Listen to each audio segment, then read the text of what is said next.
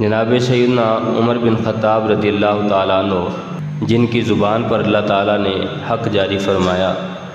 آپ حضور پاک صلی اللہ علیہ وآلہ وسلم کے اعلان نبوت کے بعد 6 سال میں حلقہ بگوش اسلام ہوئے، اور آپ کا یہ منفرد اعزاز ہے جناب سیدنا عمر بن خطاب رضی اللہ تعالیٰ عنہ کا کہ حضور پاک صلی اللہ علیہ وآلہ وسلم نے آپ کو اللہ رب العزت کی پاک بارگاہ سے خود مانگا ہے۔ تمام صحابہ کرام علیہم رضوان وہ اپنے شوق، جوش، جذبہ سے، محبت سے اسلام میں داخل ہوئے ہیں، اور جناب سیدنا عمر بن خطاب رضی اللہ تعالیٰ عنہ آپ اپنے جوش، جذبہ، محبت، عقیدت سے اور ساتھ ہی ساتھ دعائے رسول سے حلقہ بگوش اسلام ہوئے ہیں۔ حضور پاک صلی اللہ علیہ وآلہ وسلم نے آپ کے لیے خود اللہ کی پاک بارگاہ میں دعا کی ہے، عرض کی اللہم اعز الاسلام باحب ہذین الرجلین بابی جہل و بعمر بن الخطاب، اے اللہ اسلام کو عزت عطا فرما ان 2 مردوں میں سے جسے تو زیادہ پسند فرماتا ہے اس کے ذریعے۔ اور ارشاد فرمایا کہ وہ 2 مرد کون سے ہیں؟ یا ابو جہل جو عمر بن ہشام ہے، یا عمر بن خطاب رضی اللہ تعالیٰ عنہ۔ اللہ رب العزت نے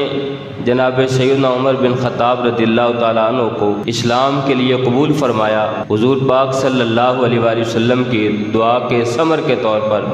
پھل کے طور پر آپ کو جناب سیدنا عمر بن خطاب عطا فرمائی۔ یہ بات یہاں بڑی واضح ہے کہ جب دعا کرنے والے اللہ کے پیارے حبیب صلی اللہ علیہ وآلہ وسلم ہیں، اور آپ کا انتخاب فرمانے والی ذات خود اللہ رب العزت کی ذات ہے، تو یقیناً یہ بات واضح ہو گئی کہ جس کو اللہ نے پسند فرمایا ہے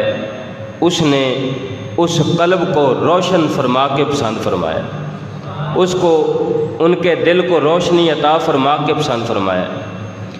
اور جس کو دعا کے ذریعے حضور نے مانگا تو اللہ نے ان کو منتخب فرمایا۔ یہ بات واضح ہو گئی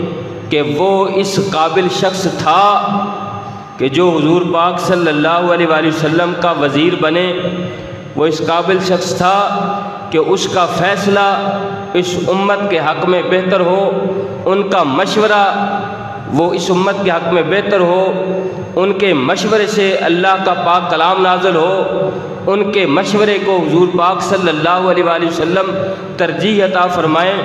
وہ شخص اس قابل تھے کہ ان کی ذات میں اس کے بعد کوئی نقص نہ رہے، وہ شخص اس قابل تھے، وہ ذات اس قابل تھی کہ ان کا دل بھی اللہ نے روشن فرما دیا، ان کا دماغ بھی اللہ نے روشن فرما دیا۔ اب آج کے دور میں کوئی شخص وہ کالے منہ والا یا کالے دل والا یا سیاہ نظریات والا، اگر وہ خدا نخواستہ آپ کی ذات کے خلاف،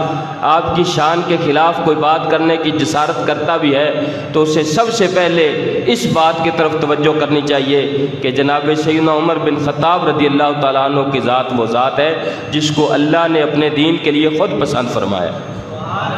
اللہ نے خود ان کا انتخاب فرمایا ہے۔